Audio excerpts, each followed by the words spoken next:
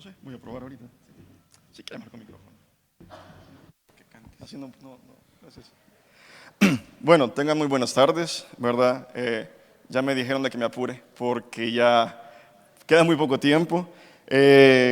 Como habían dicho, ¿verdad? Vamos a comenzar a hablar un poco sobre lo que son las biopsias de protocolo por trasplante renal, ¿verdad? Los principales hallazgos histológicos y sus implicaciones clínicas, ¿verdad?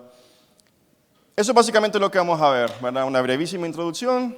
¿Qué son las biopsias por protocolo? Vamos a definirlas, ¿verdad? La justificación de si es necesario o no tomar como tal biopsias por protocolo y cuáles son los hallazgos que podemos encontrar, finalizando obviamente pues con las conclusiones. Entonces, a manera introductoria, nosotros ya sabemos, ¿verdad?, que el trasplante renal como tal sigue siendo hasta el momento el tratamiento idóneo para aquellos pacientes que tienen IRC. Eso es sí o sí. De hecho, ¿verdad?, el trasplante renal, como ya lo sabemos también, produce obviamente una mejora en la calidad de vida para los pacientes y un decremento, ¿verdad?, en la morbimortalidad para ellos. Hay que tener en consideración, vamos a ver si avanza, sí está, hay que tener en consideración, ¿verdad?, que las primeras veces que comenzamos ya a hablar sobre histopatología renal fue aproximadamente entre los siglos XVII y XVIII, ¿verdad?, por Marcelo Malpighi y Giovanni Battista, quienes fueron anatomistas que comenzaron a estudiar cortes histológicos de riñón, ¿verdad?, a partir de autopsias. Pero no fue hasta 1954 que el doctor Joseph Murray fue quien por primera vez logró realizar un trasplante renal, ¿verdad? Dicho sea de paso, obviamente fue en Estados Unidos y el donador fue el hermano gemelo del paciente. En la imagen que están observando ustedes acá, ¿verdad?, corresponde al mural que tienen ahí en la universidad, ¿verdad?, de Harvard, donde se ha, digámoslo de esa manera, congelado ese momento, ¿verdad?, en el que por primera vez lograron realizar un trasplante renal.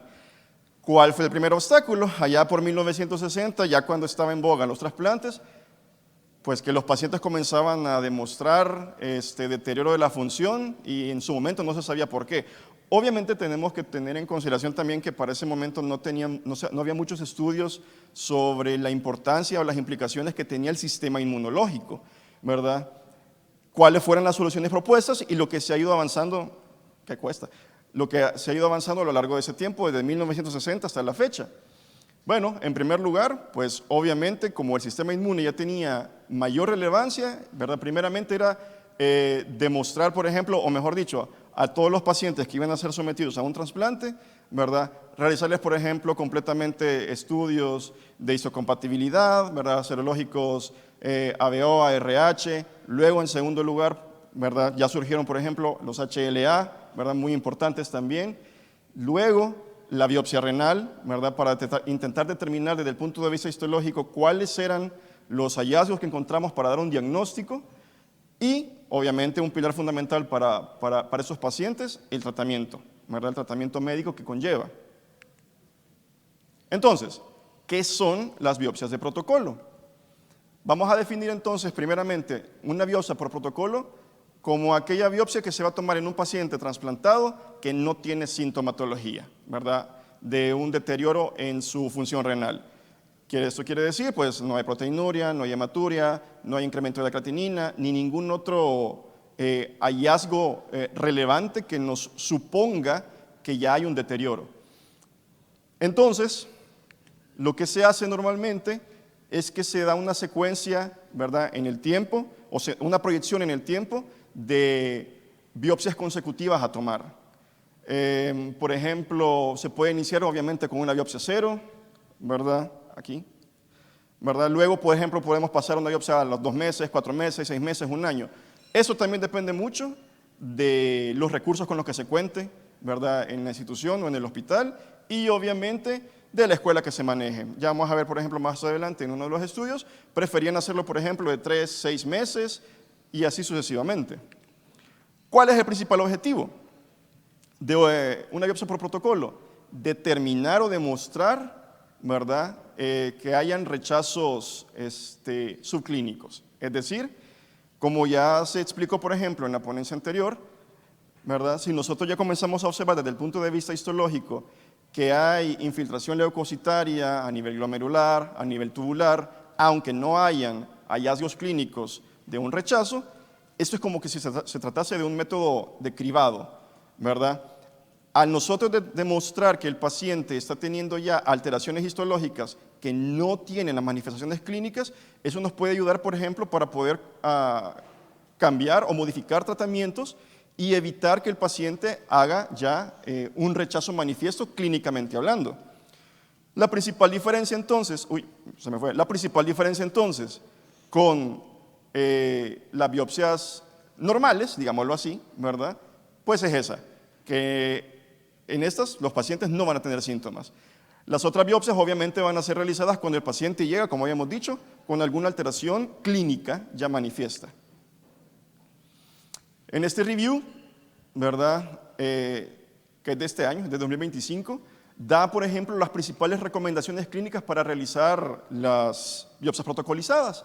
Y entonces ellos nos ponen cuál es el esquema que podemos utilizar, ¿verdad? Biopsia cero y pleca, porque aquí es importante, biopsias post-reperfusión inmediata. Podemos utilizar cualquiera de las dos y ya vamos a explicarlo.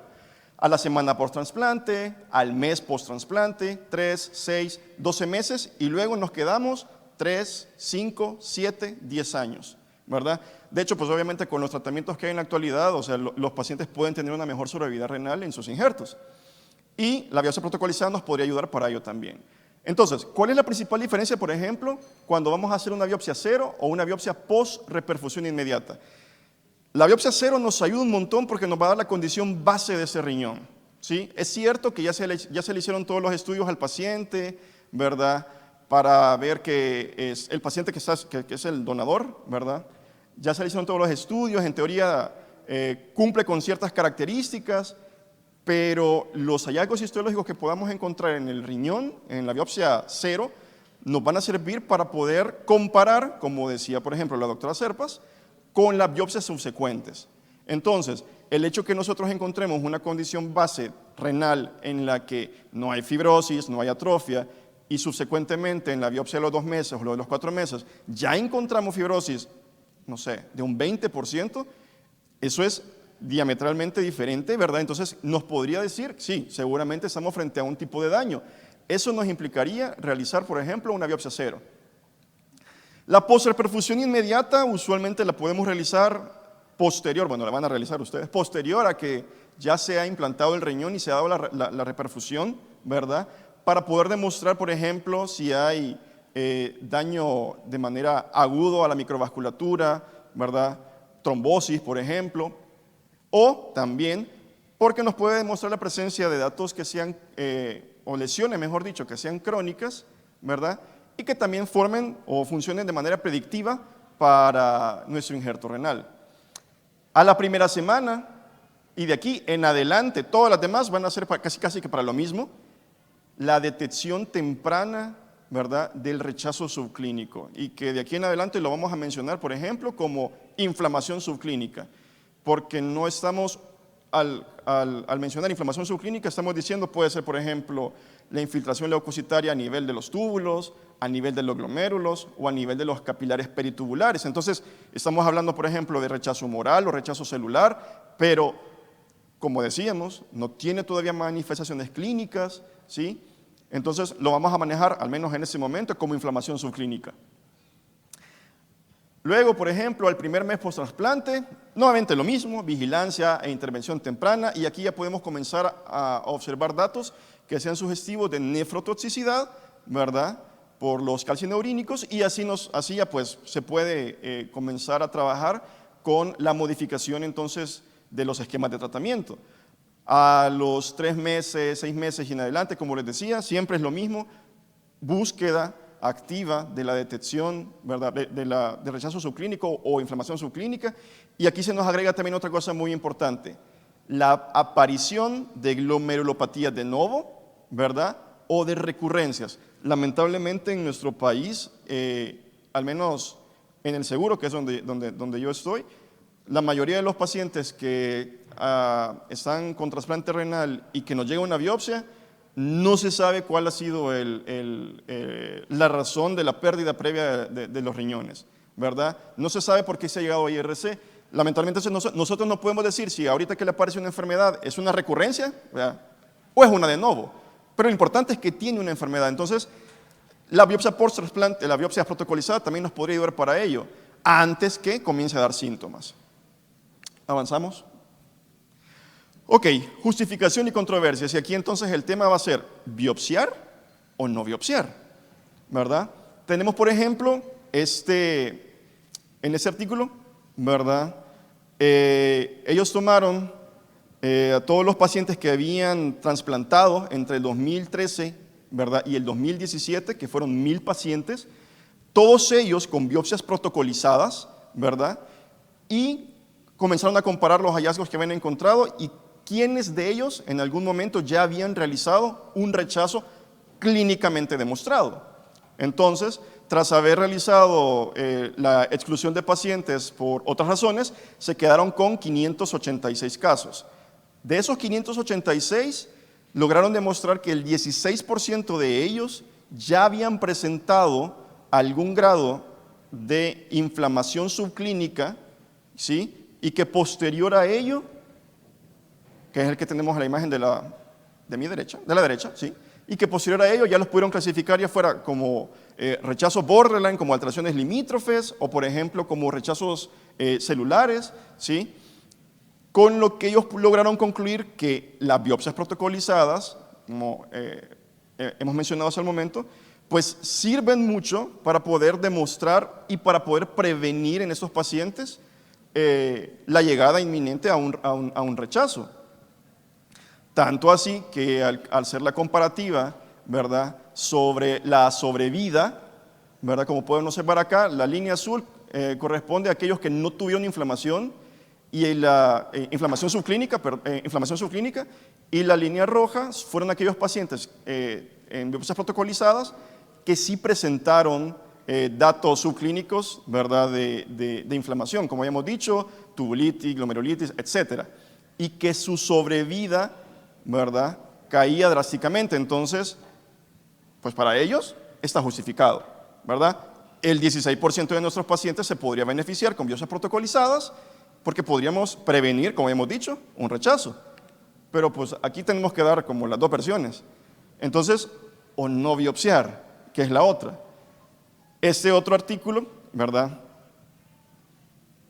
no nos dice lo contrario, pero si comparamos y vemos en las imágenes, ellos trabajaron con 330 pacientes aproximadamente, el 60% tuvieron biopsias normales, no protocolizadas, y el 40% sí, ¿verdad? Y los compararon, que son los que estamos viendo acá.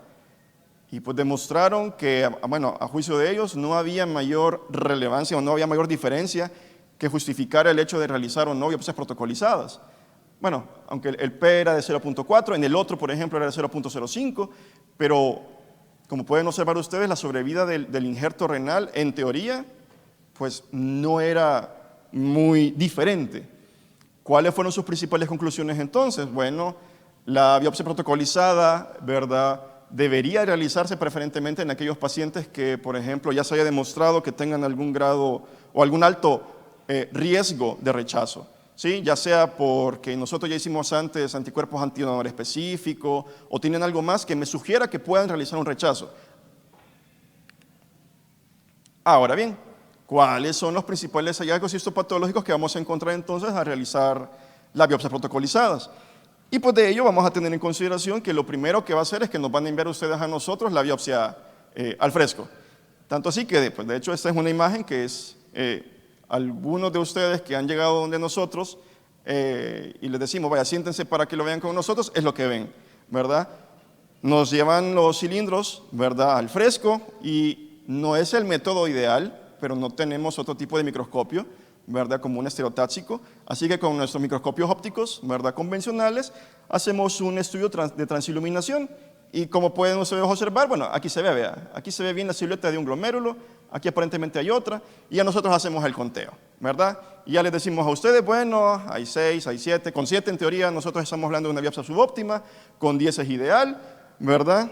y dependiendo de la patología, ¿verdad? Podemos pedirles hasta 20. Ahora, si nosotros hiciéramos, y digo hiciéramos porque lamentablemente en nuestro país no están protocolizadas las biopsias protocolo, ¿verdad? Lo primero que haríamos entonces sería una biopsia cero, y en este caso utilizaríamos un estudio transoperatorio por congelación, ¿verdad?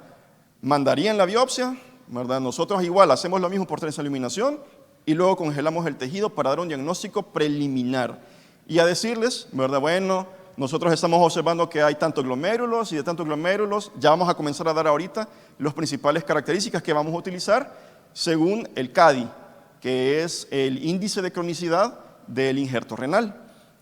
El CADI va a tomar en consideración 6 aspectos básicos, que los vamos a dar tanto en la biopsia cero y en las subsecuentes protocolizadas, ¿verdad?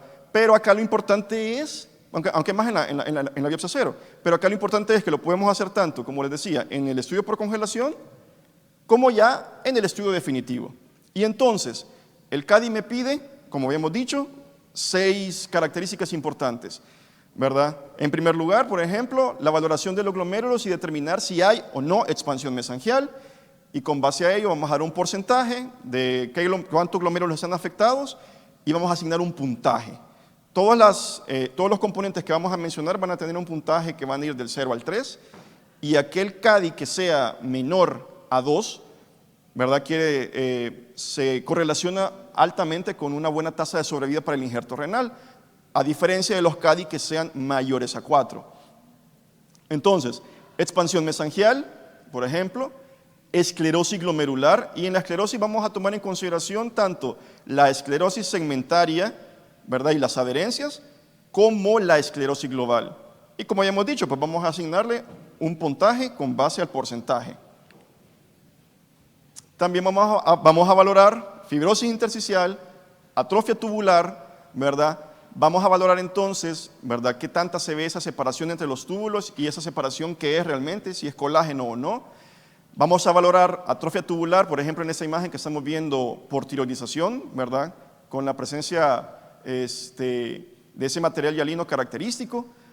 También vamos a valorar el grado de inflamación intersticial y, finalmente, las lesiones vasculares. Acá tenemos una, acá abajo en la esquina, ¿verdad?, como la fibrosis subintimal y la hiperplasia muscular, que nos va a dar la característica arteriolosclerosis a nivel vascular, obviamente.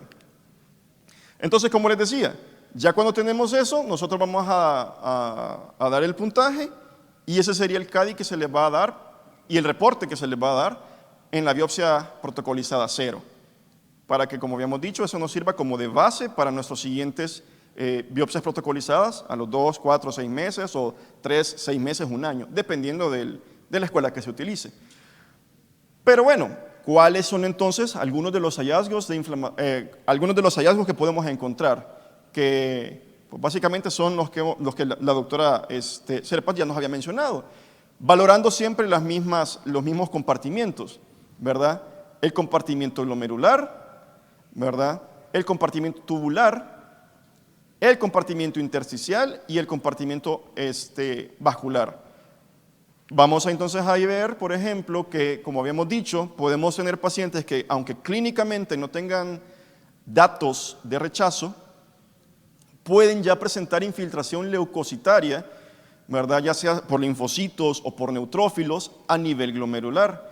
Y a esto ya nosotros lo podemos englobar dentro de una de las características de G, ¿verdad? G1, G2, G3, como decía la doctora, dependiendo del porcentaje.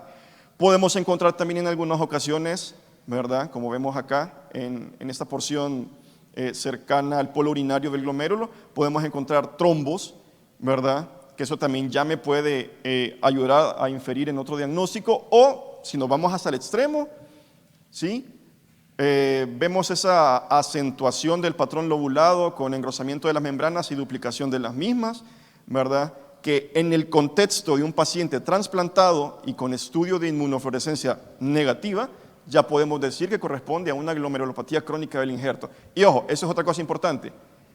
Todo paciente a la que le tomen biopsia renal, independientemente de que sea obviamente tiene que ser trasplantado, pero independientemente que sea porque sospechan rechazo o es protocolizada, tiene que hacerse el estudio de inmunofluorescencia, ¿verdad? Porque en otro contexto, si es el mismo paciente, pero el estudio de inmunofluorescencia de esto demostró depósitos subepiteliales, subendoteliales, ya es algo completamente diferente. A nivel vascular, podemos encontrar desde hialinosis arteriolar, ¿verdad? Que es ese depósito del insudado proteico a nivel vascular, ¿sí? Hasta, por ejemplo, que es la imagen de la derecha, fibrosis subintimal. La de la izquierda, ¿verdad? La hialinosis arteriolar, que también nos sirve y lo vamos a dar en los criterios de Banff, lo podemos tomar como un criterio temprano, por ejemplo, que nos hable de toxicidad aguda de inhibidores de la calcineurina. La arteriopatía crónica, ¿verdad? Que básicamente nos está hablando no necesariamente de rechazo, ¿sí? Pero nos está hablando ya de un daño vascular crónico. Hasta llegar, y hoy sí, por ejemplo, en esa imagen que podemos observar, nuevamente una arteria, vemos un engrosamiento marcado, ¿verdad? De la media por el depósito de fibrosis subintimal, todo esto que estoy señalando acá, nos ha obstruido más del 50% de la luz del vaso. Fácilmente esto es un CV3, pero nos llama la atención, y aquí sí ya implicaría algo que tiene que ver con rechazo, el hecho de que podamos encontrar o percibir la presencia de infiltración leucocitaria, ¿verdad? A nivel endotelial, y estamos hablando, por ejemplo, ya de endoteliolitis. O el extremo, la presencia de necrosis vascular, ¿verdad? Que ya se traduciría en un mayor grado de rechazo. Como hemos mencionado también, podemos valorar la presencia de infiltrado inflamatorio, y aquí es importante porque el infiltrado puede ser linfocítico, plasmocítico, o cuando es otro tipo de infiltrado, tenerlo en consideración para buscar otro posible diagnóstico. Y en la imagen de la derecha, por ejemplo, ya la infiltración leucocitaria a los túbulos. En esta tinción de Paz podemos observar acá la membrana basal tubular, vemos las células epiteliales tubulares, que vemos esos núcleos mucho más grandotes, y los linfocitos chiquitos y precromáticos, algunos de ellos con un halo perinuclear debido a la liberación de granzima y perforina, ¿verdad? Que ya a nosotros nos serviría para poder hacer la clasificación, ¿verdad? Y darle un grado según Banff, de PTC. Perdón, de T. De PTC sería, por ejemplo, en estas últimas dos. De hecho, acabamos de tener un caso muy parecido en el seguro, en el que lo único que hemos encontrado, como en esta imagen que está ejemplificando acá, es la dilatación de los capilares peritubulares sin evidencia de mayor infiltración leucocitaria, a comparación del de la derecha, en el que vemos los capilares nuevamente dilatados, pero completamente llenos de leucocitos. Entonces, aquí sí ya le asignamos un valor de PTC dependiendo de la cantidad de linfocitos y del porcentaje que tiene que ser mínimo, el 10% de capilaritis afectándonos toda la biopsia. Y, como habíamos mencionado también, todas las biopsias tienen que realizársele también su estudio de inmunofluorescencia. Por ejemplo, en estos dos se está, valga la redundancia, ejemplificando dos casos de dos pacientes, nuevamente también post-trasplante, que al realizarse su biopsia, pues ya comenzaban a demostrar depósitos, en este caso mesangiales, como podemos observar acá, ¿verdad? Llámese, por ejemplo, si decimos que esta es inmunoglobulina A, una nefropatía por IgA que vaya iniciándole, y entonces, insisto, esto es importante porque nosotros podríamos ya dar un nuevo diagnóstico aparte de, ¿verdad?, solamente verificar que no tenga datos sugestivos de rechazo. Obviamente otras características histológicas que podemos encontrar, que no me metí porque ya es muy poco tiempo, pero por ejemplo podemos encontrar también por infecciones virales, ¿verdad?, que siempre se pueden encontrar aún en las biopsias protocolizadas.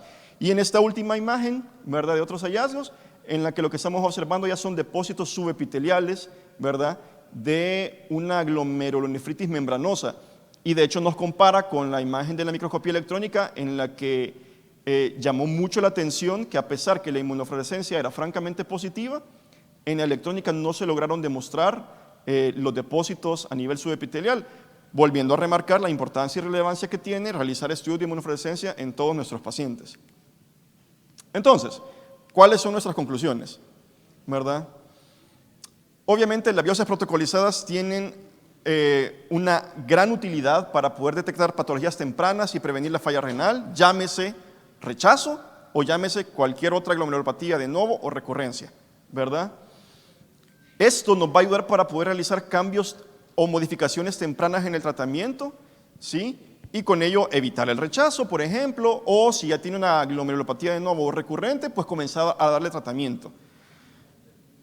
Lamentablemente, y como lo decíamos en un principio, la mayoría de los países, pues incluimos el nuestro, pues no realizamos o no se realizan biopsias protocolizadas, creo yo que no porque no se quiera, sino por la falta de recursos. Obviamente, realizar biopsias protocolizadas implica, ¿verdad?, una mayor cantidad de recursos, no necesariamente, y no solamente hablamos de recursos económicos, ¿verdad?, sino que obviamente recursos personal, de tener que tener más personal que pueda realizar las biopsias, ¿verdad? Y para terminar, pues, como habíamos observado en uno de los artículos presentados, aunque ya explicamos que la utilidad es amplia, al menos, como mínimo, tendríamos que realizar biopsias protocolizadas en aquellos pacientes que nosotros sepamos que tienen un alto riesgo, ¿verdad? Por lo menos con ellos podríamos iniciar, ¿verdad?, hasta llegar a lo ideal, como habíamos dicho, que sería poder realizar biopsias protocolizadas seriadas en todos nuestros pacientes trasplantados. Y con eso, pues, acabo. Muchas gracias.